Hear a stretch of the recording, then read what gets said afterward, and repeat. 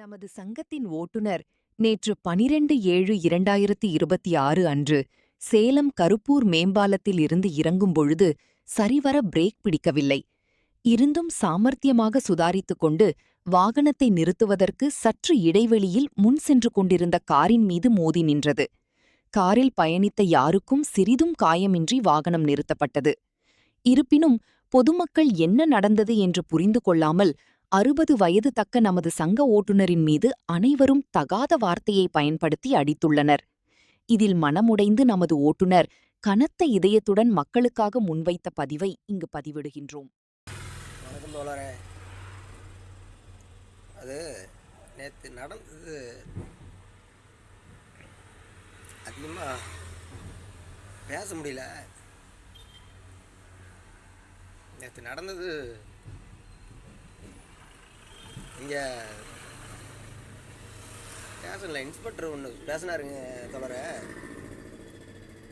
முதல்ல ஸ்பாட்டில் என்ன நடந்தது, எப்படி அவங்க இத்தனை பேரை காப்பாற்றிருக்கான்னு நினைக்காம, ஏன்னா அத்தனை பேர் இந்த காது பின்னாடி புடனி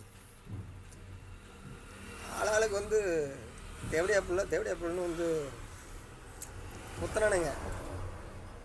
அந்த குத்த வாங்கிக்கிட்டு யாருக்கு எந்த சேதாரமாவலும் தான் என் மனசில் நான் நினச்சினவளுக்கு.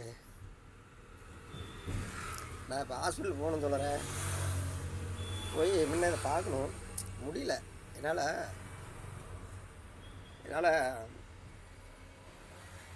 பேச முடியல. அப்படியே ஒரு நடுக்கம், அந்த வலி சவுண்டு அதிகமாக கேட்க முடியும். அவங்க அடித்த அடி, இதுக்கு என்ன ஒரு இது பண்ணலாங்கிறத கொஞ்சம் ஃபோன் பண்ணி தோழறேன்.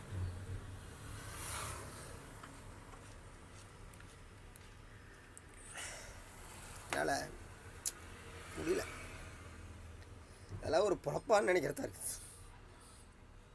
சங்க உறுப்பினர் பேசியதை அனைவரும் கேட்டிருப்பீர்கள்.